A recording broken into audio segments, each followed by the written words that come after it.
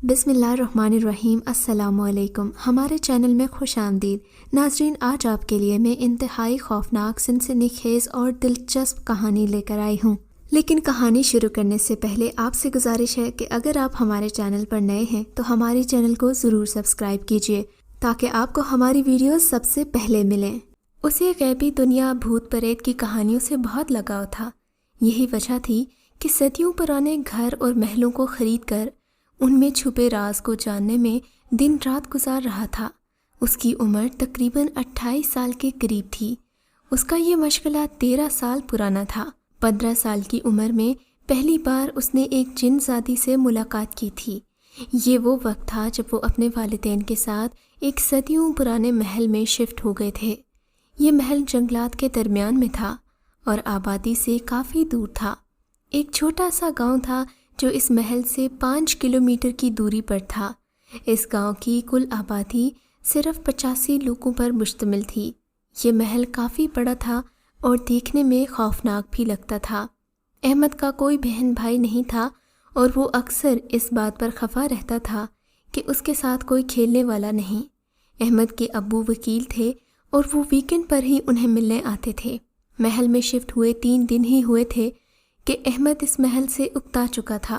سب سے بڑی وجہ یہ تھی کہ محل سے باہر جانے کی اجازت نہیں تھی۔ بس احمد کا ٹیچر ہی تھا جو اسے ہنسانے میں کامیاب ہو پاتا تھا۔ ماسٹر اکبر کی عمر تقریباً 45 سال کے قریب تھی اور وہ اس محل کے قریب جو گاؤں تھا وہیں رہتے تھے۔ 5ویں دن ماسٹر اکبر کسی وجہ سے احمد کو پڑھانے نہ آ سکے تو احمد کے لیے یہ دن گزارنا بہت مشکل ہو رہا تھا۔ وہ اکتاہٹ میں محل کے ہر کمرے کو دیکھتا۔ وہ کسی چیز کو تلاش کرنا چاہتا تھا۔ اچانک احمد کے دماغ میں خیال آیا کہ کیوں نہ اس محل کے سب سے اونچے کمرے کو کھول کر آسمان کا نظارہ کیا جائے، مگر جو ہی وہ دروازہ کھولنے لگا اسے ماسٹر صاحب کی بات یاد آ گئی۔ بیٹا، آپ لوگوں نے اس محل کو خرید تو لیا ہے، مگر اس محل کا جو سب سے اونچا کمرہ ہے وہ آپ کا نہیں ہے۔ کبھی بھی اس کمرے کو کھولنے کی غلطی مت کرنا۔ آپ کے ابو کو بھی اس بارے میں بتایا ہے اور آپ بھی اس بات کا دھیان رکھنا۔ مگر احمد کمرے کے دروازے سے پلٹا۔ ابھی اس نے چند قدم بڑھائے تھے کہ اسے دروازہ کھلنے کی آواز سن کر رکنا پڑا۔ دروازہ بہت پرانا تھا، کافی عرصے سے بند تھا، جس کی وجہ سے دروازہ کھلنے کی آواز اس قدر زیادہ تھی کہ احمد بری طرح ڈر چکا تھا، لیکن اس نے دل بڑا کرتے ہوئے کمرے میں داخل ہونے کا فیصلہ کیا۔ جیسے ہی احمد کمرے میں داخل ہوا دروازہ بند ہو گیا۔ احمد ڈر کے مارے چیختے ہوئے دروازے کی طرف لپکا، مگر اب سب بے سود۔ کچھ دیر کے بعد احمد تھک ہار کر دروازے کا ہینڈل چھوڑ دیتا ہے اور کمرے کو دیکھنے لگا۔ باقی کمروں کے برعکس یہاں چراغ روشن تھے۔ کمرہ احمد کی سوچوں کے برعکس صاف ستھرا اور روشن تھا۔ کمرے میں موجود چیزوں کی ترتیب اس بات کی گواہ تھی کہ یہاں کوئی رہائش پذیر ہے۔ کمرے میں موجود ہر چیز بہت پرانے زمانے کی تھی۔ احمد نے ادھر ادھر بہت نگاہ گھمائی مگر اسے کوئی نظر نہ آیا۔ پھر اچانک کھڑکی کے ساتھ پڑے میز پر پڑی ایک کتاب اسے دکھائی دی۔ احمد اس کتاب کی طرف بڑھا ہی تھا کہ اچانک کہیں سے ایک سیاہ رنگ کی بلی اس کے سامنے آ کھڑی ہوئی۔ اسے دیکھ کر شور مچانے لگی۔ یہ بلی خاصی موٹی تھی، یوں شور مچاتی تھی جیسے کہ کسی کو بلا رہی ہو۔ احمد اسے دیکھ کر بہت گھبرا گیا۔ احمد نے اس سے پہلے اتنی بڑی جسامت کی بلی نہیں دیکھی تھی۔ احمد دوبارہ دروازہ کھولنے کی کوشش کرنے لگا، مارے خوف کے اسے پسینہ آ گیا تھا۔ بلی اسے دیکھ کر خاموش ہو گئی۔ احمد نے پیچھے مڑ کر دیکھا تو اسے بلی دکھائی نہیں تھی۔ وہ بری طرح تھک چکا تھا، کمرے سے ٹیک لگا کر بیٹھ گیا۔ کچھ دیر بعد احمد دوبارہ اس کتاب کی طرف بڑھا، مگر جیسے ہی اس نے کتاب کی طرف ہاتھ بڑھایا اچانک کھڑکی کھلی اور سرد ہواؤں کے جھونکے سے کتاب کھلی۔ اس کے اوراق پلٹنے لگے۔ جیسے ہی ہوا تھمی احمد نے دوبارہ کتاب کی طرف نگاہ گھمائی۔ تمہیں یہاں نہیں آنا چاہیے تھا، غلطی کی ہے تم نے، سزا کے لیے تیار ہو جاؤ۔ جیسے ہی احمد نے کتاب پر لکھی تحریر پڑھی اس کا دل مارے خوف کے تیز تیز دھڑکنے لگا۔ اس نے ہمت سے کام لیتے ہوئے کتاب کے پاس پڑے قلم کو اٹھایا اور کتاب پر لکھنا شروع کیا۔ میں احمد ہوں، میں کسی کو نقصان پہنچانے نہیں آیا، مجھے نہیں پتا میں نے کیا غلطی کی ہے، مگر پھر بھی میں معافی مانگتا ہوں اور میں درخواست کرتا ہوں کہ کمرے کا دروازہ کھول دیا جائے تاکہ میں بنا کوئی اور غلطی کیے واپس جا سکوں۔ احمد نے ابھی اتنا لکھا ہی تھا کہ دیکھتے ہی دیکھتے اس کا لکھا ہوا مٹنے لگا۔ جیسے ہی اس کا لکھا غائب ہوا، کتاب خود بخود بند ہو گئی۔ ایک بار پھر اسے اپنے پیچھے کی جانب بلی کی آواز سنائی دی، جو اب اسے پہلے سے بھی زیادہ خوفزدہ کر رہی تھی۔ احمد بلی دیکھ کر کانپنے لگا۔ وہ سیاہ بلی اس کی آنکھوں کے سامنے دیکھتے ہی دیکھتے ایک لڑکی کی شکل میں آ گئی۔ احمد کی سانس اٹک سی گئی۔ وہ چیخنا چاہتا تھا مگر ڈر کے مارے اس کی ہمت جواب دے گئی۔ وہ بے ہوش ہو کر گر پڑا۔ شام ہو رہی تھی اور احمد کی والدہ پریشانی کے مارے نوکروں کے ساتھ احمد کو پورے محل میں ڈھونڈ رہی تھی۔ مالکن محل بہت بڑا ہے، سنا ہے یہاں تو جنات بھی رہتے ہیں۔ نوکرانی روبینہ بی نے احمد کی والدہ کو مخاطب کیا۔ روبینہ، میں پہلے ہی بہت پریشان ہوں اور تم ایسی باتوں سے مجھے اور پریشان کر رہی ہو۔ مالکن میری مانیے تو ماسٹر اکبر کو بلا کر بول لیجئے، صرف ماسٹر اکبر ہی اس محل کے بارے میں سب سے زیادہ جانتے ہیں۔ ٹھیک ہے روبینہ بی۔ احمد کی آنکھ کھلی تو اس نے دیکھا وہ لڑکی جو پہلے بلی تھی اسے بٹ پر لٹا کر ٹھنڈے پانی سے اس کا ماتھا تر کر رہی ہے۔ احمد اب بھی خوفزدہ تھا۔ جیسے ہی اس نے اٹھنے کی کوشش کی، احمد نے اسے دوبارہ لٹا دیا۔ تم تو سزا سے پہلے ہی بیمار پڑ گئے، لڑکی نے مسکراتے ہوئے طنز کیا۔ احمد نے اس طنز کا کوئی جواب نہ دیا۔ خوف کے مارے تو اس کی آنکھیں پھٹی جا رہی تھیں۔ پھٹی آنکھوں سے وہ لڑکی کو دیکھتا جا رہا تھا۔ احمد کو خاموش پا کر لڑکی ایک بار پھر سے مخاطب ہوئی۔ احمد، مجھ سے ڈرو مت، میں نوشیزہ ہوں، میں کسی کو نقصان نہیں پہنچاتی جب تک کوئی مجھے نقصان نہ پہنچائے، اور میں نے دیکھ لیا کہ تم بہت ڈرپوک ہو، چاہ کر بھی تم مجھے نقصان نہیں پہنچا سکتے، لہٰذا مجھ سے بھی خوف مت کھاؤ، میں تمہیں کوئی نقصان نہیں پہنچاؤں گی۔ نوشیزہ کی باتوں نے احمد کو کچھ پرسکون کیا اور وہ بخار سے نڈھال ہو کر سو گیا۔ ماسٹر اکبر، میرا بیٹا مجھے نہیں مل رہا، پلیز کچھ کیجیے، احمد کی والدہ نے روتے ہوئے ماسٹر اکبر سے کہا۔ فکر مت کریں محترمہ، آپ بس روبینہ بی کے ساتھ اپنے کمرے میں جائیں اور میں احمد کو ڈھونڈتا ہوں۔ جیسے ہی روبینہ بی احمد کی والدہ کو ان کے کمرے میں لے کر گئی تو ماسٹر اکبر تیزی سے سیڑھیوں کی جانب بھاگے۔ وہ تیزی سے سیڑھیوں کی طرف سے بھاگتے ہوئے اس کمرے کے بارے میں سوچنے لگے جس میں کہ احمد قید ہو چکا تھا۔ ماسٹر اکبر ایک بار پہلے بھی اپنے والد کے ساتھ اس کمرے کے رہائشی سے الجھ چکا تھا۔ یہ 7 سال پہلے کی بات ہے جب ماسٹر اکبر اپنے والد کے ساتھ اس محل کے مالک احسن رشید کی بیٹی کے علاج کے سلسلے میں یہاں آئے تھے۔ احسن رشید کا اس بیٹی کے علاوہ اور کوئی نہ تھا۔ احسن رشید کی بیٹی کنزا آصف زدہ تھی۔ ماسٹر اکبر کے والد صدیق روحانی عالم تھے اور اپنے کام کی وجہ سے بہت مشہور تھے۔ دروازہ کھولیے احسن صاحب۔ بابا جی، یہ دروازہ اندر سے بند ہے اور کنزا اندر اکیلی ہے، جب سے آپ کو فون کیا ہے کنزا دروازہ بھی نہیں کھول رہی۔ احسن رشید کی بات سننے کے بعد صدیق نے آنکھیں بند کر کے کچھ کلمات پڑھے، ہاتھ پر پھونکا اور پھر وہ ہاتھ دروازے پر دے مارا۔ جیسے ہی ہاتھ نے دروازے کو چھوا، دروازہ خود بخود آسانی سے کھل گیا۔ صدیق صاحب اندر داخل ہوئے تو کنزا ان پر جھپٹی، ان کا گلا گھونٹنے لگی۔ اکبر اور احسن رشید بھاگ کر کنزا کو پکڑنا چاہتے تھے مگر کنزا نے ان دونوں کو باری باری اچھال کر دیوار پر دے مارا۔ اکبر کا سر بری طرح دیوار سے ٹکرا گیا جس سے وہ بے ہوش ہو گیا اور احسن رشید کو بھی خاصی چوٹیں آئیں جس کی وجہ سے وہ دوبارہ نہ اٹھ سکے۔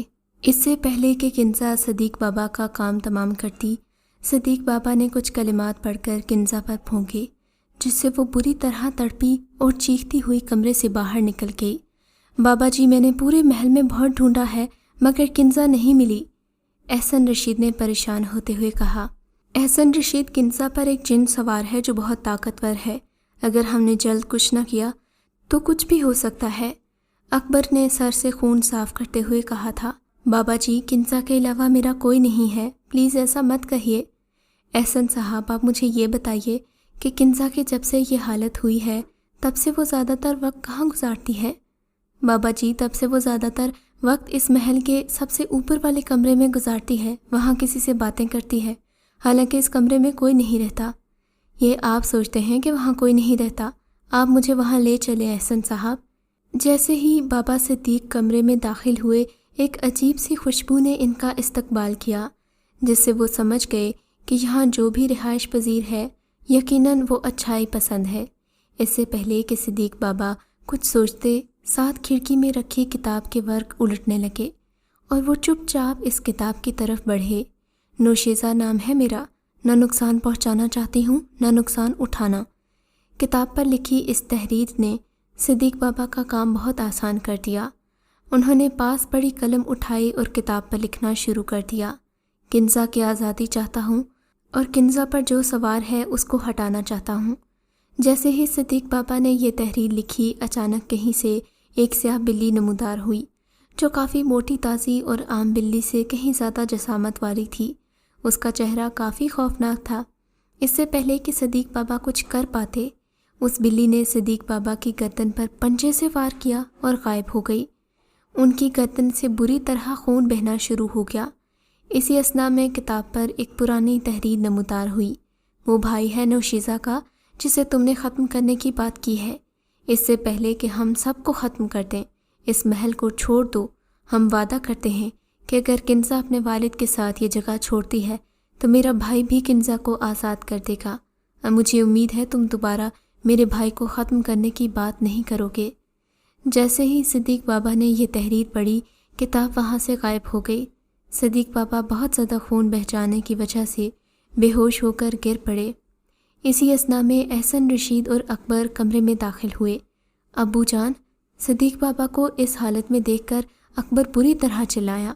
وقت پر ٹریٹمنٹ ملنے کی وجہ سے صدیق بابا کی جان بچ گئی تھی، مگر زخم گہرا ہونے کی وجہ سے انہیں کافی تکلیف کا سامنا کرنا پڑ رہا تھا۔ چونکہ صدیق بابا کچھ بولنے کی حالت میں نہیں تھے، سو اکبر نے کاغذ اور قلم ان کی طرف بڑھایا۔ جو کچھ بھی صدیق بابا نے اس کتاب سے پڑھا تھا اور جو کچھ ان کے ساتھ ہوا تھا انہوں نے وہ سب لکھ دیا۔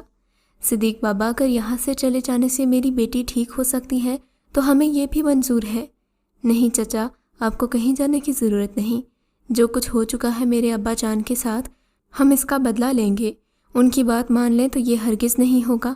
آپ مجھے اجازت دیجیے، میں خود یہ کام کرنا چاہتا ہوں۔ عشاء کی نماز سے فارغ ہو کر اکبر نے اپنے گرد ایک بڑا سا دائرہ لگایا اور آنکھیں بند کر کے خاموشی سے کچھ پڑھنے لگا۔ صدیق بابا اپنے بیٹے کو کافی بار یہ عمل کرتے دیکھ چکے تھے، جن میں جن اور حمزاد کی تذکیر کے عمل شامل تھے۔ حمزاد کی تذکیر کا عمل بھی اکبر نے کر رکھا تھا، سو اکبر نے اس کام کو انجام دینے کے لیے حمزاد کی مدد لینے کے ارادے سے آنکھیں بند کر کے مخصوص کلمات کا ورد کرنا شروع کیا۔ 25 منٹ گزرنے کے بعد حمزاد نے اکبر کو سلام کیا، جس کا جواب اکبر نے من ہی من میں دیا۔ اب جب بھی اکبر حمزاد کی مدد حاصل کرنے کے لیے آنکھیں بند کیے پڑھائی پر بیٹھتا تو ہمیشہ حمزاد اسے ایک درخت کے سائے تلے انسانی شکل میں ملتا تھا، اور یہ سب ایک خواب کی مانند ہوتا تھا۔ جیسے ہی اکبر نے ساری صورتحال حمزاد کو من ہی من میں بتائی، اکبر کو حمزاد اس درخت سے اڑتا ہوا اس محل کی طرف آتا دکھائی دینے لگا۔ پھر حمزاد نے کنزا کو اکبر کے خیالات میں دکھا دیا کہ وہ اس جنگل میں اسی جن کے ساتھ ہے۔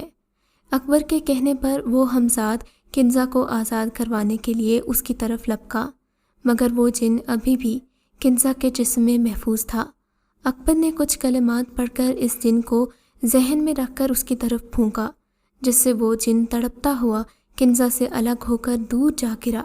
کنزا بے ہوش ہو کر گر پڑی۔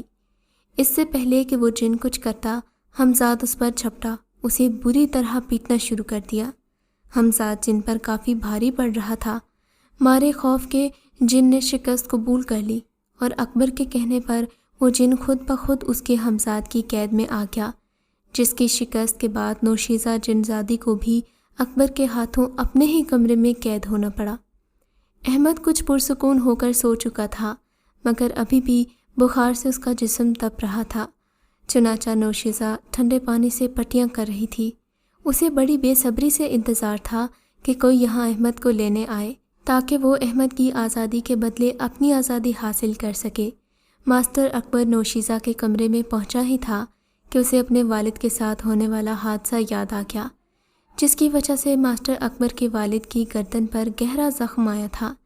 اس سے پہلے کہ ماسٹر اکبر کمرے میں داخل ہوتے، ماسٹر اکبر کے لیے کمرے کا دروازہ خود ہی کھل گیا اور پھر ان کو کمرے میں داخل ہونے کے بعد بند ہو گیا۔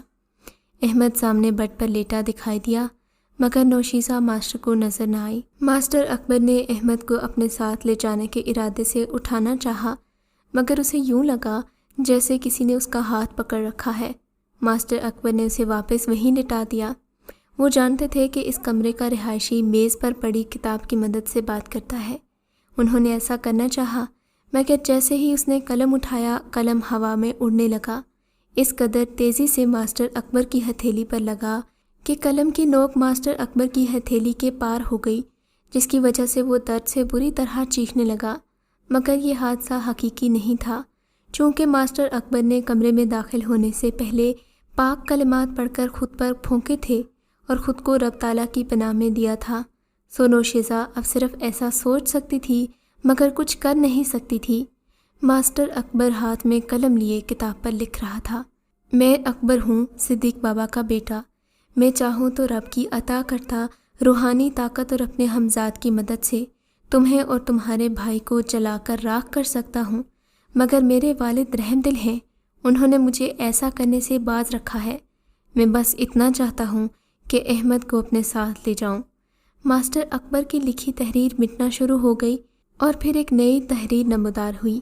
میں نوشیزہ ہوں جسے تم نے اس کمرے میں قید کیا ہوا ہے، میرے بھائی کو بھی اپنی قید میں لیا ہوا ہے۔ میں نوشیزہ احمد کو چھوڑوں گی اگر تم مجھے اور میرے بھائی کو آزاد کر دو۔ اس تحریر نے ماسٹر کو پریشان کر دیا۔ ماسٹر اکبر چاہتا تھا کہ اگر نوشیزہ جن زادی اور اس کا بھائی اس کی گرفت سے آزاد ہو گئے تو وہ بدلہ لینے کے لیے کچھ بھی کر سکتے ہیں۔ وہ سمجھ نہیں پا رہا تھا کہ اب اس مصیبت کا سامنا کیسے کیا جائے۔ اگر ماسٹر نوشیزہ کو ختم کرنے کا فیصلہ کرتا ہے تو یقیناً نوشیزہ اپنی موت سے پہلے احمد کو مار ڈالے گی۔ ماسٹر اکبر نے دوبارہ کچھ لکھنا شروع کر دیا، تمہیں آزاد کر سکتا ہوں مگر تمہارے بھائی کو نہیں۔ تمہیں پہلے مجھ سے وعدہ کرنا ہوگا کہ تم ہم میں سے کسی کو نقصان نہیں پہنچاؤ گی۔ اور نئی تحریر نمودار ہوئی، نوشیزہ وعدہ کرتی ہے۔ نوشیزہ کی طرف سے لکھی گئی اس بات نے ماسٹر اکبر کو پرسکون کر دیا تھا۔ وہ یہاں سے فارغ ہوا ہی تھا کہ احمد کو ہوش آ گیا۔ اب وہ کافی بہتر تھا۔ ماسٹر جی معاف کر دیں، میں آپ کے منع کرنے کے باوجود اس کمرے میں آ گیا تھا، میں نے آپ کو کچھ بتانا بھی ہے۔ ماسٹر اکبر نے احمد کی بات کاٹ دی، یہ وقت ان سب باتوں کا نہیں ہے بیٹا، چلو آؤ پہلے اس کمرے سے نکلتے ہیں۔ ماسٹر اکبر نے احمد کا ہاتھ پکڑا اور بنا دیر کیے ہی اسے کمرے سے باہر لے آئے۔ ماسٹر اکبر خوش تھا کہ بنا کسی نقصان کے وہ احمد کو کمرے سے باہر لانے میں کامیاب ہو گئے، مگر یہ بات ابھی تک ان کو پریشان کر رہی تھی کہ آخر نوشیزہ اتنی جلدی کیسے مان گئی۔ نوشیزہ جنزادی کا بھائی ابھی بھی ماسٹر اکبر کی قید میں ہے، تو نوشیزہ نے احمد کو کیسے جانے دیا؟ ماسٹر اکبر کو نہ جانے کیوں نوشیزہ پر شک سا ہو رہا تھا کہ وہ کوئی چال چلنے والی ہے۔ ماسٹر اکبر کو کمرے میں جو کچھ ہوا وہ احمد بتانے کے لیے بےتاب تھا، مگر ماسٹر کے پریشان چہرے کو دیکھ کر احمد نے اس وقت خاموش رہنے کا ہی فیصلہ کیا۔ نوشیزہ چن ماسٹر اکبر کی قید سے اب آزاد ہو چکی تھی اور اب اسے یقیناً اپنے بھائی کو آزاد کروانا تھا، مگر نوشیزہ اکیلی یہ کام نہیں انجام دے سکتی تھی۔ اسے ایک ایسے ساتھی کی ضرورت تھی جو ماسٹر اکبر اور اس کے مددگار حمزاد کے ساتھ ٹکر لے۔ جیسے ہی احمد کے والد جمال کو ماسٹر اکبر نے ساری صورتحال بتائی تو جمال نے ماسٹر اکبر کے مشورے پر احمد اور اپنی بیوی کو اپنے ساتھ شہر لانے کا فیصلہ کیا۔ احمد اپنے والدین کے ساتھ کھانے کی میز پر بیٹھا ہی تھا کہ اسی اثنا میں ماسٹر اکبر بھی آ گئے۔ جمال نے سلام دعا کے بعد ماسٹر اکبر کو بیٹھنے کا اشارہ کرتے ہوئے کھانے میں شریک ہونے کی دعوت دی۔ احمد کے ساتھ پیش آنے والے واقعے کے سبب کھانے کی میز پر خاموشی چھائی ہوئی تھی۔ خاص کر ماسٹر اکبر اور جمال دونوں ہی پریشان نظر آ رہے تھے۔ جمال صاحب، خطرہ ابھی ٹلا نہیں ہے، میری بات مانیے، رات کی بجائے صبح سفر کرنا بہتر رہے گا۔ کھانے سے فارغ ہو کر ماسٹر اکبر نے گفتگو کا آغاز کیا تھا۔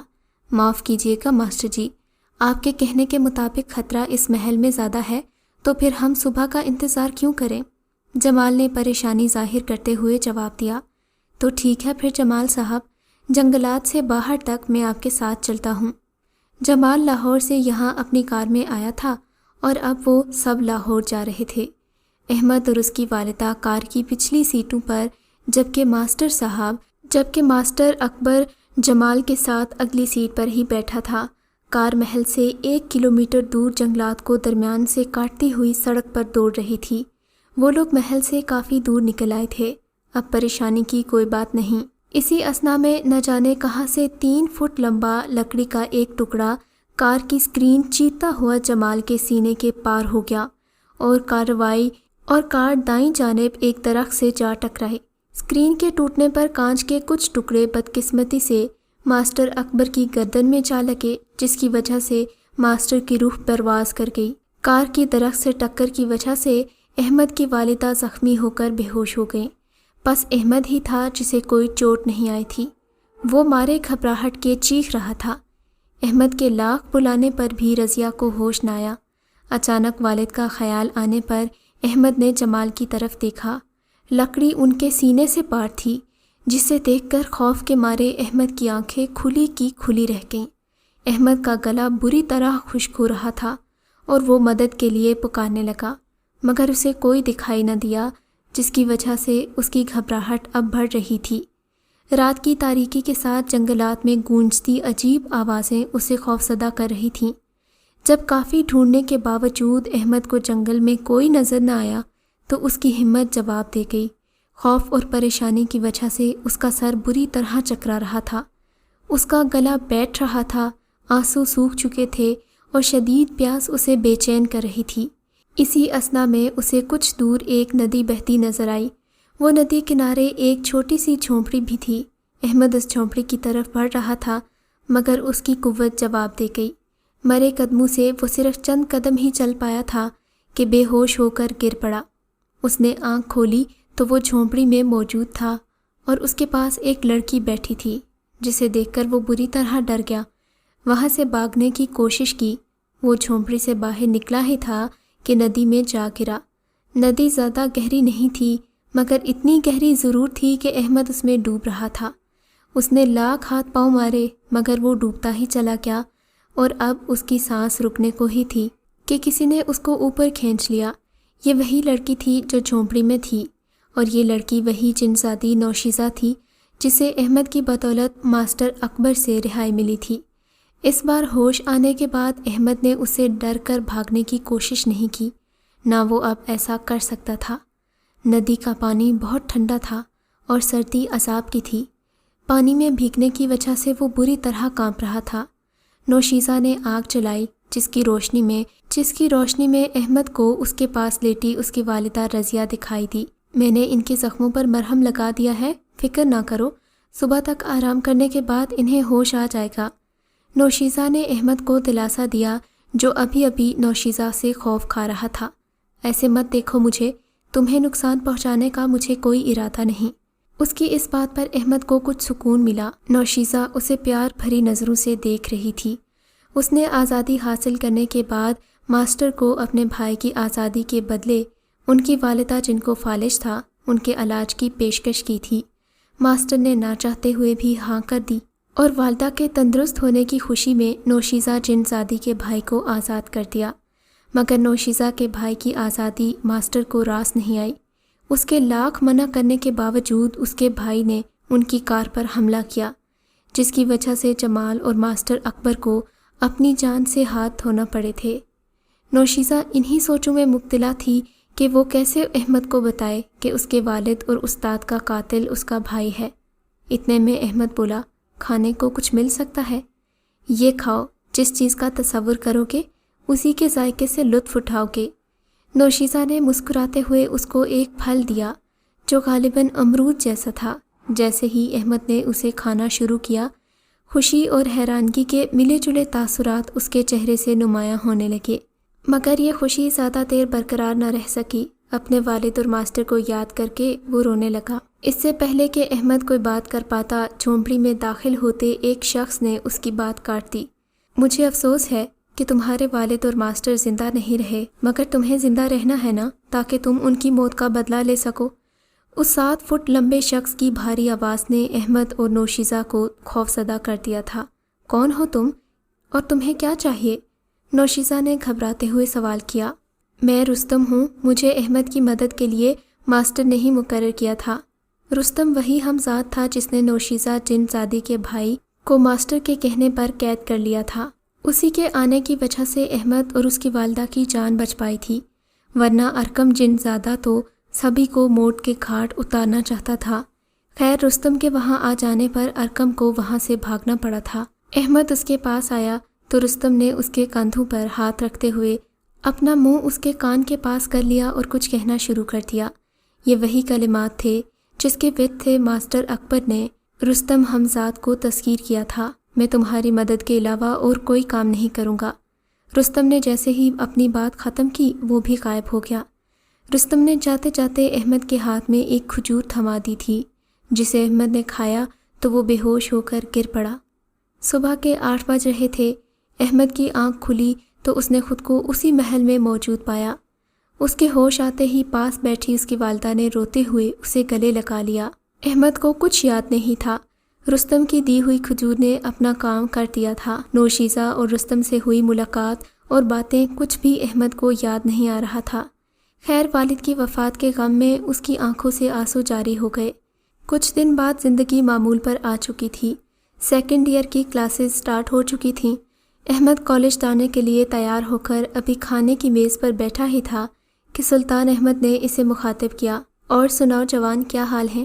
دادا جان، میں ہمیشہ کی طرح آج بھی ٹھیک ہی ہوں۔ بیٹا، یہ جواب سن سن کر میرے کان پک گئے ہیں، تمہارے پاس کوئی نیا ڈائلاگ نہیں ہے کیا؟ سلطان مسکراتے ہوئے کہنے لگے، اور تھوڑی دیر کے بعد احمد کالج چلا گیا۔ ہمیشہ کی طرح آج بھی احمد کلاس میں لاسٹ بینچ پر بیٹھا ہوا تھا۔ کلاس میں انگلش کا لیکچر تھا اور مس ہیرا اسٹوڈنٹس کی توجہ وائٹ بورڈ کی طرف منتقل کرنے کے لیے اونچی آواز میں کچھ اسٹوڈنٹس کی غفلت پر انہیں کوس رہی تھیں۔ وہ لائبہ کو پکار رہی تھیں، جبکہ لائبہ کلاس اور مس ہیرا سے بے پرواہ بیٹھی میٹھی نیند سو رہی تھی۔ احمد کے علاوہ سبھی اسٹوڈنٹس لائبہ کی اس حرکت پر مسکرا رہے تھے۔ مس ہیرا کے لاکھ بار پکارنے پر بھی جب لائبہ نہ اٹھی تو مس ہیرا نے اپنے اسمارٹ فون سے اس کی فوٹو لی اور اس کی شکایت کرنے پرنسپل کے آفس کی جانب چل دیں۔ مس ہیرا کے کلاس سے باہر جانے کی دیر تھی کہ لائبہ کے ساتھ بیٹھی ریتا نے لائبہ کو پکڑ کر بری طرح ہلایا۔ لائبہ اٹھی تو اسے ہر طرف سے طنز بھری باتیں سننے کو مل رہی تھیں۔ سب لوگ اس کا مذاق اڑا رہے تھے۔ کلاس کا شرارتی لڑکا حمزہ اس کے پاس آیا اور اس سے چھیڑ چھاڑ کرنے لگا۔ اس سے پہلے کہ وہ کوئی بات کرتا، لائبہ نے اسے زور سے دھکا دیا۔ حمزہ پاس بیٹھے احمد پر جا گرا۔ اچانک ہی کلاس میں خاموشی چھا گئی۔ سبھی یہ بات اچھی طرح جانتے تھے کہ احمد چھوٹی سی بات بھی برداشت نہیں کرتا، فوراً لڑنے پر اتر آتا تھا۔ حمزہ جب احمد پر گرا تو احمد کا سر میز سے معمولی سا ٹکرایا، جس پر احمد کی آنکھوں میں غصہ نمایاں ہونے لگا۔ حمزہ سنبھل کر فوراً پیچھے ہٹ گیا۔ ابھی حمزہ اس سے سوری کرنے ہی والا تھا کہ احمد نے دائیں ہاتھ سے ایک زوردار پنچ حمزہ کے منہ پر مارا، جس سے حمزہ چیختا ہوا نیچے جا گرا۔ حمزہ کے منہ سے خون رسنے لگا۔ پنچ اتنا زوردار تھا کہ وہ اپنے حواس کھو بیٹھا، مگر سب جانتے تھے کہ احمد کے لیے یہ کافی نہیں ہے۔ پہلے بھی وہ کئی بار لڑائی میں کسی کا بازو اور کسی کی ٹانگ توڑ چکا تھا۔ جب تک وہ سامنے والے کو مار کے آدھ موہا نہ کرتے اسے چین نہیں آتا تھا۔ جیسے جیسے احمد حمزہ کے قریب آتا جا رہا تھا، باقی لوگ حمزہ سے دور ہوتے جا رہے تھے، جو کہ سنبھلنے میں حمزہ کی مدد کر رہے تھے۔ مگر پھر اسے اپنے دادا جان کی بات یاد آ گئی کہ اسے اس ویکنڈ کے آخر تک ایک دوست ضرور بنانا ہے۔ پنچ حمزہ کے منہ کے بالکل پاس آ کر رک گیا تھا۔ حمزہ پریشان تھا کہ کہیں احمد کو کوئی چیز تو نظر نہیں آ گئی جو اٹھا کر احمد اس کے سر میں مارے گا۔ احمد نے حمزہ کا گریبان چھوڑ دیا اور لمبی لمبی سانسیں لیتے ہوئے خود کو پرسکون کرنے لگا، جبکہ حمزہ اپنے ارد گرد نگاہیں دوڑا رہا تھا کہ آخر احمد کون سی چیز اٹھا کر اس کے سر پر مارنے والا ہے۔ غصہ کچھ کم ہونے پر احمد نے اپنی جیب سے رومال نکالا اور حمزہ کے منہ سے خون صاف کرتے ہوئے اس سے بات کرنے لگا۔ معاف کرنا، بہت درد ہو رہا ہوگا، تم تو جانتے ہو نا دوست، مجھ سے غصہ کنٹرول نہیں ہوتا۔ دوست؟ کیا تم نے مجھے دوست کہا؟ حمزہ نے حیران ہوتے ہوئے سوال کیا۔ ہاں دوست، کیا تم دوست نہیں بنو گے میرے؟ احمد کی آواز میں غصہ تھا۔ نہیں نہیں، مجھے تو دوست بننے میں کوئی دقت نہیں۔ حمزہ نے سوچا کہیں پھر یہ اسے پیٹنا نہ شروع کرتے، سو اس نے دوست بننے میں ہی بھلائی جانی۔ کلاس میں موجود تمام اسٹوڈنٹس ہکا بکا منہ کھولے احمد کو دیکھ رہے تھے کہ احمد کب سے دوست بنانے لگا۔ ہر کوئی اس بدلاؤ پر حیران تھا۔ خیر، ٹریٹمنٹ کے بعد احمد حمزہ کو اپنے ساتھ کینٹین پر لے کر آ گیا۔ لائبہ بھی ان کے پیچھے کینٹین پر آ گئی۔ لائبہ کو فائٹ دیکھنے کا بہت شوق تھا، خاص کر حمزہ کو پٹتے دیکھ کر وہ بہت خوش ہوتی تھی۔ اسی لیے لائبہ نے خود ہی دماغ کا استعمال کرتے ہوئے حمزہ کو احمد کی طرف دھکیلا تھا تاکہ احمد اس کی خوب پٹائی کرے، مگر یہاں تو کچھ اور ہی ہو رہا تھا۔ دوست تم جو بھی آرڈر دینا چاہتے ہو دے دو، بل میں دے دوں گا۔ احمد دفعتاً مسکرایا۔ احمد کی بناوٹی مسکراہٹ پر حمزہ بھی مسکرانے لگا۔ دیکھ بھائی، تجھ سے میں غلطی سے گرا تھا اور مجھے شک ہے کہ تو یہاں مجھے کھلانے پلانے کے بعد پھر سے پیٹے گا، مجھے معاف کر دے، مجھے جانے دے۔ حمزہ اٹھ کر بھاگنے ہی لگا تھا کہ احمد اسے بازو سے پکڑ کر بٹھانے لگا۔ ارے یار، ایسے کیوں سوچتے ہو؟ ابھی تو تم نے ویکنڈ پر میرے گھر آنا ہے۔ اچھا، یعنی اب گھر بلا کے دھوئے گا مجھے؟ احمد نے اس کی بات کاٹی۔ دیکھو اب غصہ مت کرو، یہ میرا ATM کارڈ لے لو، 2 دن باقی ہیں ویکنڈ میں، اچھے سے شاپنگ کر لو اور یہ ATM کارڈ ویکنڈ پر میرے گھر آ کر مجھے واپس کر دینا۔ احمد نے ATM کارڈ اسے پکڑایا اور پھر اٹھ کر چلا گیا۔ احمد کے جاتے ہی لائبہ حمزہ کے پاس آ کر بیٹھ گئی۔ اوئے، یہ احمد کو کیا ہوا ہے؟ لائبہ نے حمزہ کو مخاطب کیا جو احمد کو جاتا ہوا دیکھ رہی تھی۔ ہونا کیا ہے جی، شاپنگ کروا کر گھر بلا کر مجھے مارے گا؟ حمزہ نے منہ بناتے ہوئے کہا۔ یہ تو اچھا ہے، بلکہ بہت اچھا ہے۔ رک جا چڑیل، تجھے بھی ساتھ لے کر جاؤں گا اور پھر تو بھی میرے ساتھ ساتھ ہی پٹے گی۔ حمزہ نے لائبہ کے بال نوچنا چاہے مگر وہ بھاگ گئی۔ کالج سے فری ہو کر احمد اپنی ہیوی بائک پر گھر کے لیے نکلا۔ ہمیشہ کی طرح آج بھی کالج کے کچھ اسٹوڈنٹس کالج کے باہر گرلز کو تنگ کر رہے تھے۔ عافیہ بھی انہی لڑکیوں میں سے تھی جنہیں روزانہ تنگ کرنا ان امیر بگڑے ذاتوں کی ہابی تھی۔ عافیہ مڈل کلاس گھرانے سے تعلق رکھتی تھی اور اپنے والدین کی اکلوتی بیٹی تھی۔ چونکہ عافیہ نے کبھی گھر میں اس بارے میں نہیں کہا تھا، لہٰذا اسے روز ان لڑکوں کے ہاتھوں رسوا ہونا پڑتا تھا۔ ان لڑکوں میں عاقب عافیہ کو سب سے زیادہ تنگ کرتا تھا۔ سینیوریٹا، مووی دیکھنے چلے؟ عافیہ پاس سے گزر رہی تھی کہ عاقب نے اس کے کان میں پاس آ کر کہا تھا، جس پر باقی لڑکے کہکہے لگانے لگے۔ ہمیشہ کی طرح احمد نے بائک چلاتے ہوئے ایک نظر عافیہ پر ڈالی اور بنا رکے اپنے سفر پر گامزن رہا۔ احمد کالج سے کچھ ہی دور آیا تھا کہ ایک کار پیچھے سے نہایت تیز رفتاری میں آئی اور اسے آگے نکل کر بائیں طرف فٹ پاتھ پر جا گری۔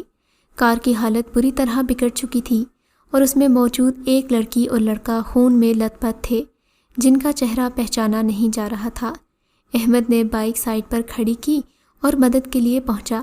پاس جا کر دیکھنے پر معلوم ہوا کہ یہ لڑکی عافیہ ہی تھی جس کے سر سے خون بری طرح رس رہا تھا، جبکہ لڑکا عاقب تھا جس نے زبردستی عافیہ کو کار میں بٹھایا تھا۔ عاقب موقع پر مر چکا تھا جبکہ عافیہ کی سانسیں چل رہی تھیں۔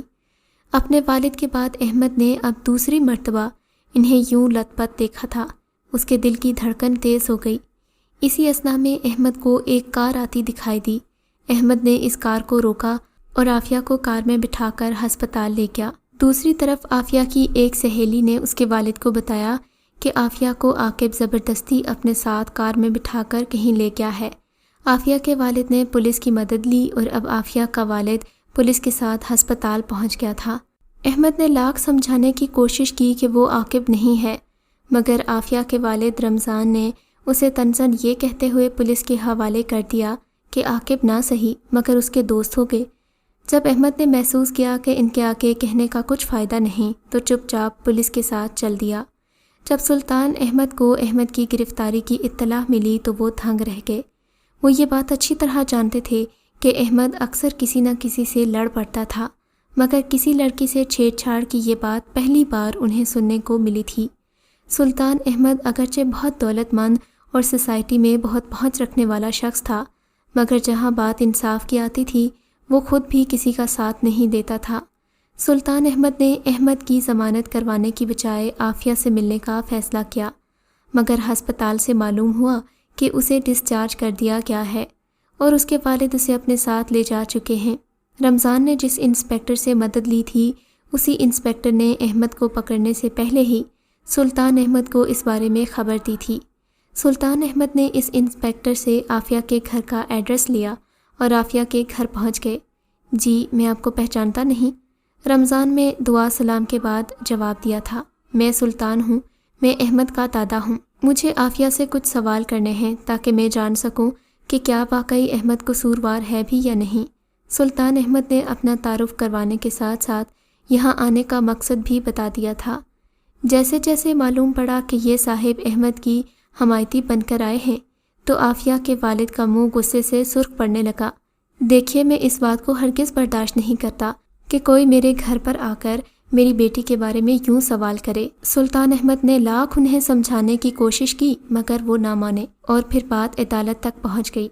عدالت نے احمد کو باعزت بری کر دیا۔ احمد کا عافیہ کی مدد کرنا اس کے لیے بہت برا ثابت ہوا تھا۔ احمد کے دادا سلطان احمد کو پہلے کسی نے ایسی انسلٹ نہیں کی تھی۔ احمد چاہ کر بھی اس بات کو بھلا نہیں پا رہا تھا۔ وہ 2 دن کالج سے غیر حاضر رہا۔ یہ بات عافیہ کو بہت پریشان کر رہی تھی۔ تیسرے دن احمد کلاس میں داخل ہوتا دکھائی دیا تو عافیہ اس سے بات کرنے کے لیے اس کی طرف لپکی، مگر احمد کی آنکھوں میں اس کے لیے غصہ دیکھا تو وہ کچھ کہہ نہ پائی۔ وہ چپ چاپ وہاں سے گزر گیا۔ عافیہ کو بہت شرمندگی محسوس ہو رہی تھی۔ وہ بہت بے چین تھی۔ بالآخر لائبہ نے اس کی پریشانی کا حل کر ہی دیا۔ اس نے حمزہ کو ویکینڈ پر جو بلایا تھا، تم فکر مت کرو، تم بھی ہمارے ساتھ اس کے گھر چلی جانا۔ مگر یار میرے گھر والے احمد کے گھر جانے کی اجازت مجھے کیوں دیں گے؟ ارے پاگل، اپنے چچا زاد بھائی احمد کے ساتھ میرے گھر تو آ سکتی ہو نا، پھر یہاں سے ہم احمد کے گھر چلے جائیں گے۔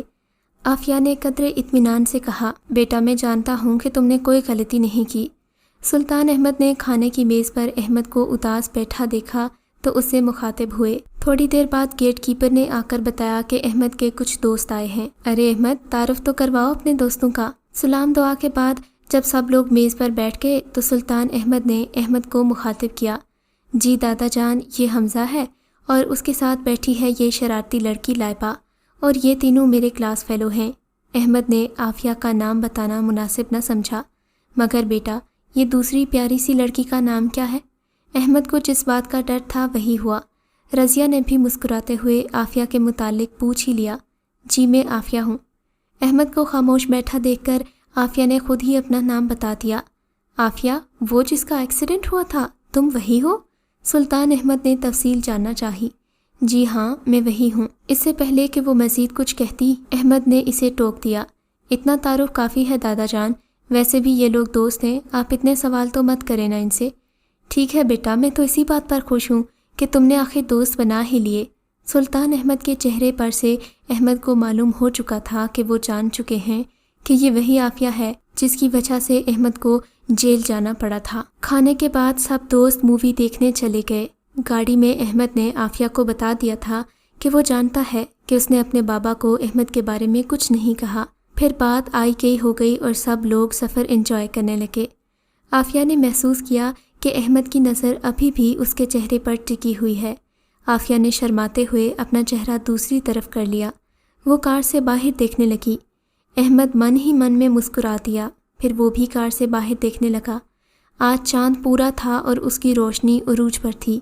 ہوا میں نمی موجود تھی، جیسے بارش کے آنے کی اطلاع دے رہی تھی۔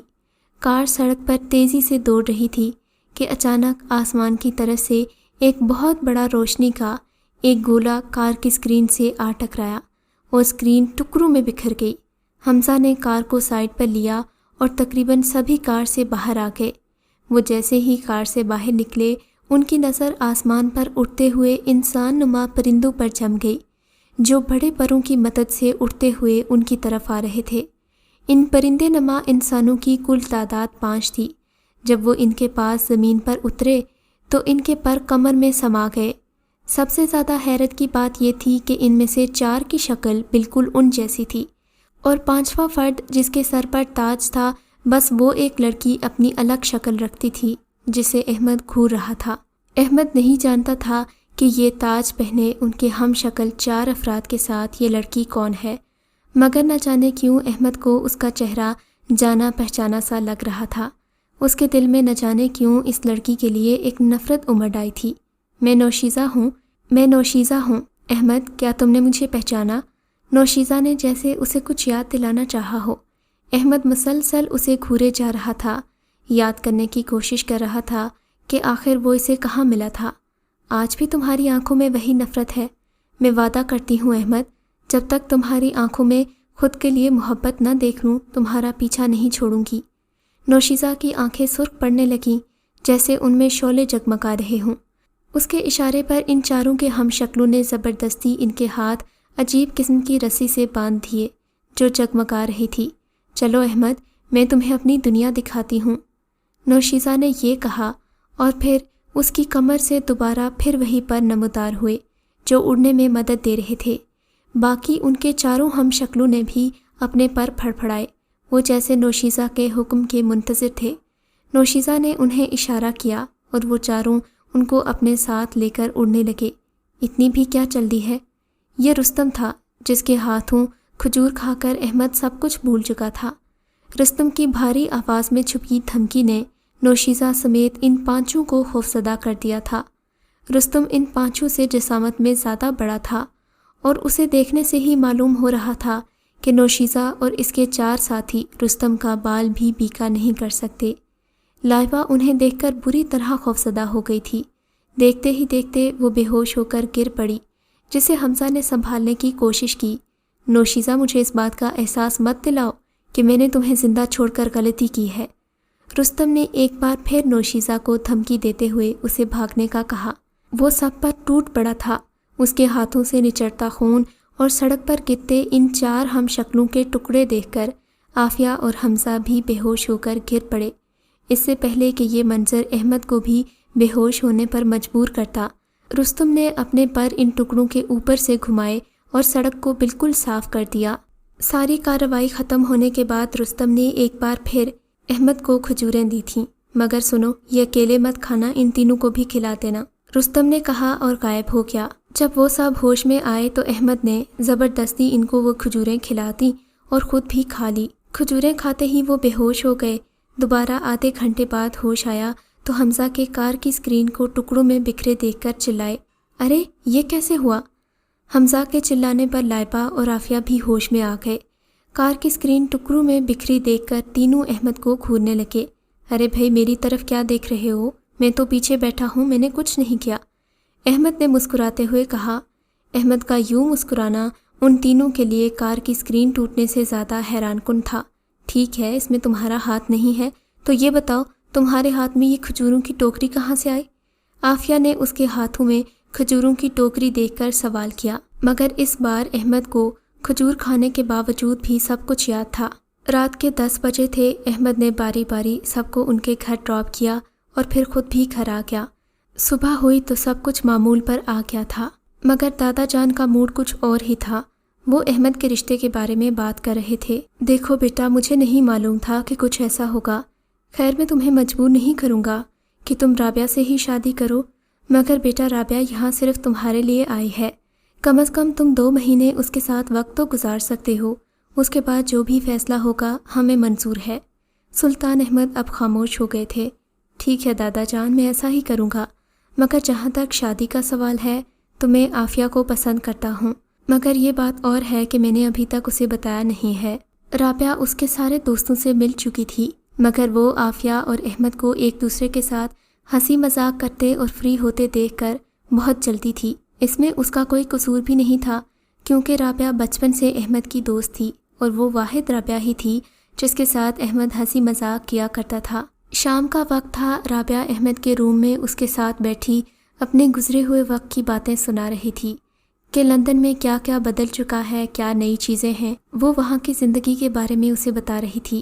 احمد کو رابعہ کی یہ باتیں پکار رہی تھیں، جبکہ رابعہ اس مشن پر تھی کہ احمد اس کے ساتھ شادی کر کے اس کے ساتھ لندن چلا جائے۔ جو بھی ہو مس رابعہ، مجھے میرا وطن پاکستان بہت پیارا ہے اور اس کے آگے میں کچھ نہیں جانتا۔ احمد کے چہرے کے تاثرات یہ بتا رہے تھے کہ اسے رابعہ کے منہ سے لندن کی تعریفیں سن کر اچھا نہیں لگ رہا۔ ٹھیک ہے، ناراض کیوں ہوتے ہو؟ رابعہ نے مشکل سے مسکرانے کی کوشش کی۔ احمد بد پر لیٹا موبائل پر گیم کھیل رہا تھا، جبکہ رابعہ اس سے تھوڑے فاصلے پر لیٹی اس کے چہرے پر نگاہ جمائے اس سے باتیں کر رہی تھی۔ اچانک رابعہ نے اس کے ہاتھ سے موبائل چھین لیا اور مسکراتے ہوئے منہ بناتی اسے چڑھانے لگی۔ احمد بھی اس کی اس حرکت پر ہنستا ہوا اس پر جھپٹا۔ اسی جھپٹا جھپٹی میں احمد بٹ سے نیچے گرا اور رابعہ بھی اس کے اوپر آ گری۔ دونوں زور زور سے ہنسنے لگے۔ اچانک ان کی ہنسی غائب ہو گئی اور دونوں ایک دوسرے کو چپ چاپ گھورنے لگے۔ احمد نے محسوس کیا کہ اب اسے رابعہ سے الگ ہو جانا چاہیے۔ اس نے کوشش بھی کی مگر رابعہ نے اسے اٹھنے نہیں دیا۔ احمد، کیا تم کسی لڑکی کو پسند کرتے ہو جس کے ساتھ تم ساری زندگی گزارنا چاہو؟ رابعہ کے ذہن میں یہ تھا کہ احمد اس سوال کے جواب میں اس کا نام لے گا۔ ہاں، ایک لڑکی ہے مگر وہ تم نہیں ہو۔ احمد نے مذاق کا سہارا لیتے ہوئے رابعہ کو سچ بتا دیا۔ یہ سن کر رابعہ نے منہ بنایا اور ایک بار پھر احمد سے موبائل چھیننے کی کوشش کی مگر اس بار رابعہ کامیاب نہیں ہوئی۔ اگلے دن رابعہ بھی اس کے ساتھ ہی اس کے کالج چلی گئی، یہ جاننے کے لیے کہ آخر وہ کون لڑکی ہے جسے احمد پسند کرتا ہے۔ اسے عافیہ پر شک تو تھا مگر معلوم نہیں تھا کہ یہ وہی لڑکی ہے جس کے ساتھ احمد شادی کرنا چاہتا تھا۔ تیسرا لیکچر فری تھا جبکہ احمد رابعہ کو کینٹین میں لے آیا۔ عافیہ بھی لائبہ کو ساتھ لیے ان کے ساتھ سامنے والی ٹیبل پر بیٹھ گئی۔ عافیہ، مجھے تو لگتا ہے صرف رابعہ ہی نہیں بلکہ احمد بھی رابعہ کو پسند کرتا ہے۔ لائبہ نے احمد کو یوں رابعہ کے ساتھ ہنسی مذاق کرتے دیکھا تو وہ بولے بنا نہ رہ سکی، جس پر عافیہ اسے غصے سے گھورنے لگی۔ یہ بات دور بیٹھے احمد نے نوٹ کر لی تھی۔ اسے احساس ہو گیا تھا کہ عافیہ کو اس کا یہ رویہ اچھا نہیں لگ رہا۔ رات کا 1 بج رہا تھا۔ عافیہ ابھی بھی جاگ رہی تھی۔ اسے یہ بات تنگ کر رہی تھی کہ کہیں لائبہ کی بات سچ نہ ہو جائے، کہیں احمد سچ مچ اسے چھوڑ کر رابعہ کے ساتھ لندن نہ چلا جائے۔ وہ انہی خیالوں میں گم تھی کہ اس کے موبائل کی رنگ بج رہی تھی۔ اسکرین پر احمد کا نام جگمگا رہا تھا۔ آج اس نے بہت خوبصورت الفاظ میں اظہار محبت کیا تھا جسے سن کر وہ پہلی والی بات بھول گئی تھی۔ اور پھر اگلے دن احمد عافیہ کو بائک پر گھمانے لے گیا تھا۔ جو ہی وہ گھر پہنچا اسے دادا جان دروازے پر کھڑے مل گئے۔ وہ رابعہ کے بارے میں سوچ سوچ کر غصے سے پاگل ہو رہا تھا جس کی وجہ سے عافیہ اس سے ناراض ہوئی تھی۔ دادا جان آج فیصلہ کرنے والے ہیں کہ رابعہ کے ساتھ کیا کرنا ہے۔ احمد نے بائک کی سپیڈ دھیمی کر دی تھی۔ نہ جانے کہاں سے اچانک دھند نے اس کی بائک کو آ گھیرا۔ احمد، یہ کیا ہو رہا ہے؟ یہ دھند کہاں سے آ گئی؟ عافیہ نے پریشان ہوتے ہوئے کہا۔ کچھ ہی دیر میں دھند ہٹنے لگی تھی۔ جیسے ہی دھند ہٹی، احمد اور عافیہ کے سامنے جو منظر تھا وہ دیکھ کر بہت گھبرا گئے۔ دھند ہٹنے کے بعد وہ ایک ہرے بھرے جنگل کے درمیان سے نکلتی سڑک پر موجود تھے۔ ارے یہ ہم کہاں آ گئے؟ عافیہ کا دل گھبراہٹ کے مارے زور زور سے دھڑک رہا تھا۔ احمد بالکل خاموش کھڑا کبھی جنگل کو اور کبھی اسے دیکھ رہا تھا۔ یہ تو وہی جنگل ہے اور یہاں کچھ دور اس طرف یقیناً وہ محل بھی ہوگا۔ احمد کی آنکھیں نم ہونے لگیں۔ کون سا محل؟ عافیہ احمد کو دیکھ کر گھبرا رہی تھی۔ احمد بائک سے اتر کر ایک طرف چپ چاپ چل دیا۔ عافیہ بھی اس کے پیچھے پیچھے چل رہی تھی کہ پیچھے سے کسی نے عافیہ کے سر پر کسی چیز سے وار کیا۔ عافیہ بے ہوش ہو کر گر پڑی جبکہ احمد نے اس بات سے بالکل انجان ہو کر آگے چلنا شروع کر دیا۔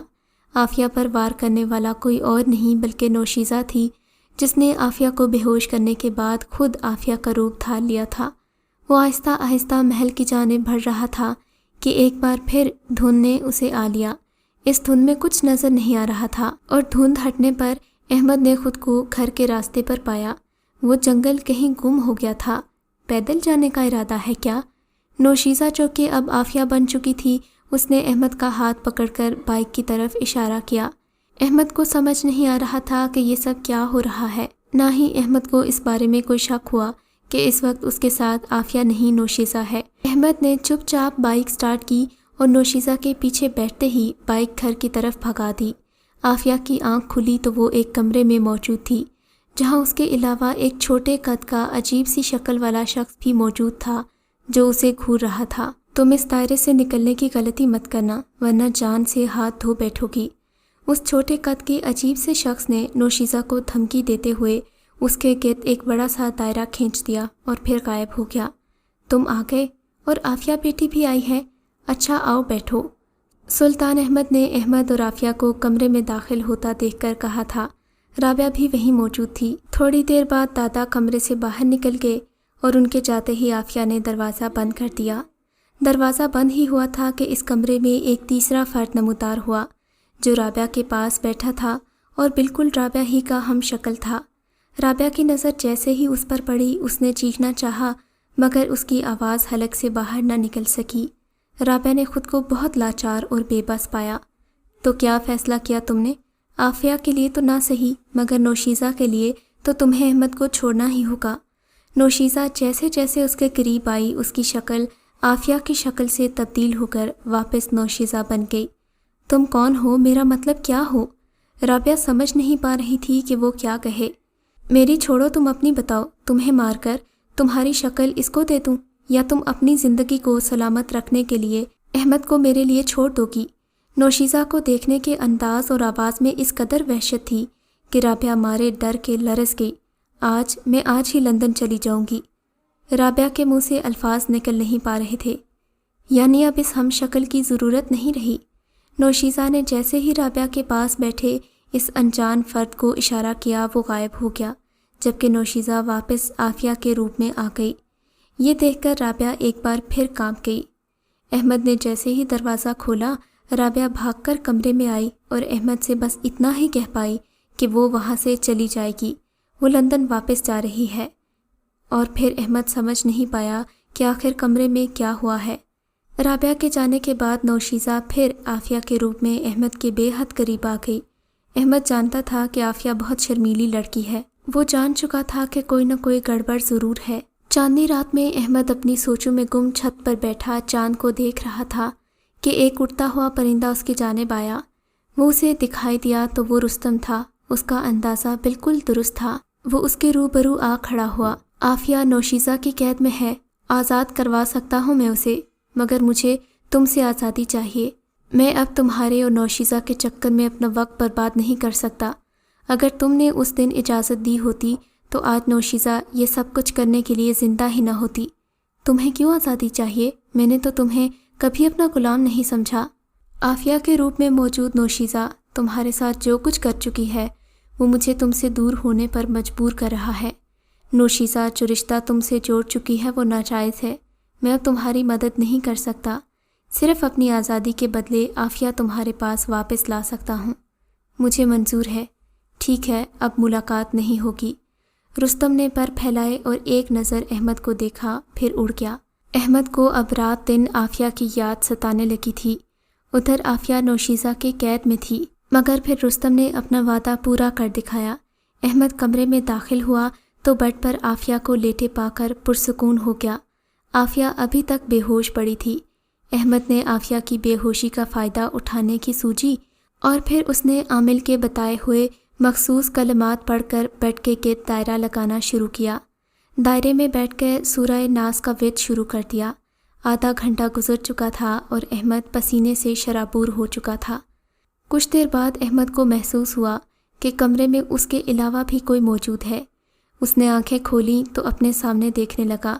دائرے سے باہر عافیہ کی شکل میں نوشیزہ کھڑی تھی۔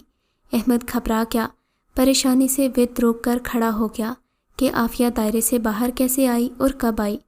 احمد اس کی طرف دائرے سے باہر بڑھنے ہی لگا تھا کہ اسے یاد آیا عافیہ تو بیڈ پر بے ہوش پڑی تھی۔ احمد نے پیچھے پلٹ کر دیکھا تو عافیہ بیڈ پر موجود تھی۔ وہ ابھی بھی بے ہوش تھی۔ احمد سمجھ گیا کہ اس کی محنت رنگ لانا شروع ہو چکی ہے اور نوشیزہ اسے روکنے کے لیے یہاں پہنچ چکی ہے۔ احمد نے واپس دائرے سے باہر اس کی طرف دیکھا تو وہاں کوئی نہیں تھا۔ وہ پھر پڑھائی کرنے بیٹھ گیا۔ اب کی بار پڑھنے کی رفتار زیادہ تیز اور بلند تھی۔ کچھ ہی دیر بعد نوشیزہ دوبارہ اس کے سامنے نمودار ہوئی اور اس بار اپنے اصل روپ میں تھی۔ یہ تم کیا کر رہے ہو؟ تمہیں پتہ بھی ہے اس سب سے تمہیں بہت بھاری نقصان اٹھانا پڑے گا۔ اس نے غصے سے گھورتے ہوئے کہا، ہماری زندگی سے چلی جاؤ اور وعدہ کرو کہ دوبارہ کبھی لوٹ کر نہیں آؤ گی۔ کبھی نہیں، تم صرف میرے ہو، میں تمہیں کبھی نہیں چھوڑ سکتی۔ احمد نے یہ سنا تو پھر وہ تیزی سے ورد کرنے لگا۔ اس کی طرف پڑھ کر کچھ پھونکا تو وہ چلانے لگی اور پھر اس کی آنکھوں سے اوچھل ہو گئی۔ احمد پسینے سے بری طرح بھیگ چکا تھا۔ اس کا گلا اس قدر سوکھ چکا تھا کہ اب پڑھنے میں دقت ہو رہی تھی، مگر وہ مسلسل ورد کر رہا تھا، اسی رفتار سے اور اسی بلند آواز میں۔ کمرے کا درجہ حرارت بڑھنے کے علاوہ کمرے میں کچھ دھواں بھی جمع ہو چکا تھا۔ حالانکہ احمد نے دروازہ اور کھڑکیاں کھول رکھی تھیں، کچھ دیر اور گزرنے کے بعد عافیہ کو ہوش آ گیا اور دھواں دیکھ کر وہ آگ آگ چلاتی دروازے کی طرف دوڑی۔ اسی اثنا میں نوشیزہ پر پھیلائے اس کے سامنے نمودار ہوئی اور اسے دیکھ کر مسکرانے لگی۔ عافیہ بری طرح ڈر چکی تھی اور اس کے دل کی دھڑکن تیز ہو چکی تھی۔ عافیہ دائرے سے باہر نکل چکی تھی اور یہی وجہ تھی کہ نوشیزہ اسے دیکھ کر مسکرائی تھی۔ نوشیزہ نے عافیہ کی طرف ہاتھ بڑھایا ہی تھا کہ عافیہ پیچھے کی جانب کھنچتی چلی گئی اور بیڈ پر جا گری۔ یہ احمد تھا جس نے فوراً عافیہ کو دائرے کے اندر کھینچ لیا تھا۔ عافیہ سنبھلی تو اس نے دیکھا کہ احمد بیڈ پر اس کے پاس موجود ہے اور کچھ پڑھتا جا رہا ہے۔ عافیہ نے رونا شروع کر دیا اور خوف کے مارے وہ احمد سے لپٹ گئی۔ یہ سب کچھ کیا ہو رہا ہے احمد؟ مجھے بہت ڈر لگ رہا ہے، اس نے روتے ہوئے کہا۔ صبر کرو عافیہ، بس اس دائرے سے مت نکلنا، میں تمہیں سب کچھ بتا دوں گا۔ احمد نے عافیہ کو وہ دائرہ دکھایا جسے دیکھ کر عافیہ کو اپنی قید کا منظر یاد آ گیا۔ ایک بار پھر سے میں احمد کو نہیں دیکھ پاؤں گی۔ عافیہ ایک بار پھر روتے ہوئے احمد کے سینے سے لگ گئی۔ اسی اثنا میں نوشیزہ ایک بار پھر ان کے سامنے آئی۔ دور ہٹ اس سے، ورنہ گردن الگ کر دوں گی دھڑ سے، وہ میرا ہے، صرف میرا ہے۔ نوشیزہ غصے سے دھاڑی۔ عافیہ نوشیزہ کو اس طرح دیکھ کر اور ڈر گئی اور اس نے احمد کے گرد باہوں کی گرفت اور مضبوط کر لی۔ مجھے ڈر لگ رہا ہے۔ نوشیزہ اپنی بات ابھی مکمل نہیں کر پائی تھی کہ وہ بے ہوش ہو گئی۔ احمد نے عافیہ کو واپس بیڈ پر لٹا دیا اور دوبارہ ورد پڑھنے میں مصروف ہو گیا۔ شام سے رات ہو چکی تھی اور 10 بج رہے تھے۔ باقی تکالیف کے ساتھ ساتھ نیند بھی احمد پر بھاری وار کرنے لگی تھی۔ بار بار نیند سے اس کی آنکھ لگ جاتی اور وہ بیٹھا بیٹھا جھول جاتا۔ آنکھ کھلنے پر دوبارہ ورد پڑھنے میں مصروف ہو جاتا۔ اسی اثنا میں احمد کی نظر دروازے پر پڑی تو اسے اپنے دادا اندر داخل ہوتے دکھائی دیے۔ احمد، یہ تم کیا کر رہے ہو؟ اور یہ عافیہ یہاں کیوں سو رہی ہے؟ پتہ ہے نا کہ اس کے والد کتنی مشکل سے مانے ہیں اس کی شادی کے لیے، اور تم ایسی حرکتیں کرو گے؟ سلطان احمد مسلسل بول رہے تھے کہ احمد نے پڑھتے پڑھتے ان کی طرف پھونکا۔ جیسے ہی احمد نے یہ کیا، نوشیزہ پھر سے اپنی اصل صورت میں آ گئی۔ وہ غصے سے آگ بگولا ہوتی ہوئی اسے کچھ دیر گھورتی رہی اور پھر وہاں سے غائب ہو گئی۔ رات کے 11 بج رہے تھے۔ احمد کا جسم درد سے بالکل کانپ رہا تھا۔ کمرے میں ایک خوفناک اژدہا داخل ہوتا دکھائی دیا، جس کی جسامت دیکھ کر، پھنکار سن کر احمد ڈر کے مارے کانپنے لگا۔ وہ بھاگنے کا سوچ رہا تھا، مگر پھر اسے یاد آیا کہ یہ بھی نوشیزہ ہی ہوگی، اور پھر یہی ہوا۔ تھوڑی دیر کے بعد جب احمد نے کوئی جواب نہ دیا تو وہ پھر نوشیزہ کے روپ میں آ گیا۔ اچانک کمرے میں خاموشی چھا گئی۔ احمد نے سوچا شاید نوشیزہ سے اس کا پیچھا چھوٹ گیا، مگر جیسے ہی اس نے آنکھیں کھولیں وہ دیکھ کر ہکا بکا رہ گیا کہ عافیہ دائرے سے باہر ہے اور وہ اژدہا اس سے لپٹا ہوا ہے۔ اژدہے نے عافیہ کے گرد مضبوطی سے گرفت کسی ہوئی تھی اور ڈر کے مارے عافیہ کچھ کہہ نہیں پا رہی تھی، بس موٹے موٹے آنسو اس کی آنکھوں سے بہہ رہے تھے۔ ٹھیک ہے نوشیزہ، تم جیت گئی، میں خود کو تمہیں سونپتا ہوں، مگر اس کے بدلے تمہیں عافیہ کو چھوڑنا ہوگا۔ احمد نے اتنا ہی کہا تھا کہ وہ اژدہا نوشیزہ میں بدل گیا اور نوشیزہ عافیہ کو گردن سے پکڑے احمد کی طرف دیکھنے لگی۔ مجھے بھی اس سے کوئی مطلب نہیں، ہاں بس تمہیں میرے ساتھ میری دنیا میں جانا ہوگا اور پھر تم میرے بن کر آؤ گے، میرے پاس رہو گے۔ احمد جانتا تھا کہ اس دائرے سے باہر نکلتے ہی نوشیزہ اس پر بھاری پڑ جائے گی، مگر اب اس کے پاس کوئی چارہ نہیں تھا۔ احمد دائرے سے نکل آیا۔ مجھے یقین نہیں ہو رہا کہ تم ایک عام سی لڑکی کے لیے خود کو مجھے سونپ دو گے۔ نوشیزہ نے احمد کی اس قربانی کو حماقت سمجھتے ہوئے ایک زوردار قہقہہ لگایا۔ میں نے خود کو تمہارے حوالے کیا، مگر سچ یہ ہے کہ تم کبھی بھی عافیہ کی جگہ نہیں لے سکتی۔ احمد نے غصے سے اسے گھورتے ہوئے کہا، اگر عافیہ مر جائے تو بھی نہیں۔ نوشیزہ نے عافیہ کو دیوار کی طرف زور سے دھکیلا۔ اسی اثنا میں رستم کہیں سے نمودار ہوا اور اس سے پہلے کہ عافیہ کا سر دیوار سے ٹکراتا اس نے عافیہ کو سنبھال لیا۔ رستم کو دیکھ کر نوشیزہ کی ہنسی خوف میں بدل گئی۔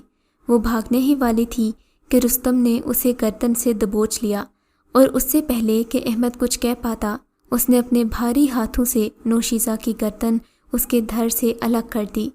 کمرے میں نوشیزہ کی چیخ سنائی دی اور اس کی گردن احمد کے قدموں میں جا پڑی۔ یہ سب دیکھ کر نہ صرف عافیہ بلکہ احمد بھی بے ہوش ہو کر گر پڑا۔ بسم اللہ الرحمن الرحیم۔ السلام علیکم، ہمارے چینل میں خوش آمدید۔ ناظرین، آج آپ کے لیے میں انتہائی خوفناک، سنسنی خیز اور دلچسپ کہانی لے کر آئی ہوں، لیکن کہانی شروع کرنے سے پہلے آپ سے گزارش ہے کہ اگر آپ ہمارے چینل پر نئے ہیں تو ہمارے چینل کو ضرور سبسکرائب کیجیے تاکہ آپ کو ہماری ویڈیوز سب سے پہلے ملیں۔